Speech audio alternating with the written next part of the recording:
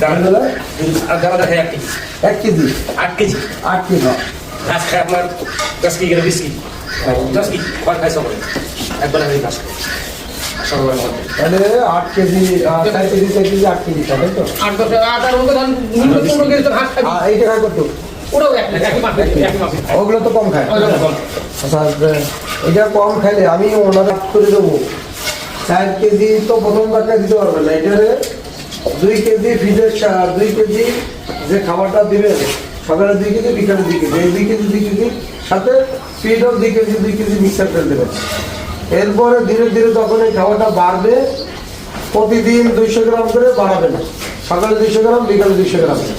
তাহলে বলতে per day কত 400 গ্রাম করে বাড়বে 400 গ্রাম করে যদি বাড়ে তাহলে সপ্তাহ মাথায় দিয়ে বাড়বে কত 4 সাথে 28 তাহলে আগে শুরু করছেন 2 4 কেজি 4 কেজি আর হয়েছে 2800 কত হলো 7 কেজি কে বাড়বে 7 কেজি কি বাড়বে পার ডে এখন কে 4 কেজি তখন কে 7 কেজি বাড়বে ঠিক আছে এই রেখা করতো এটা বেশি খায় আরো এটা থেকে এটা বেশি হয় 5 কেজি 5 কেজি খায় মানে 5 কেজি খাবারই খায় বেশি তাহলে এইটারও ওই তৈরি করা লাগবে না দুঃখের মনে করেন 10 কেজি দেওয়া লাগবে না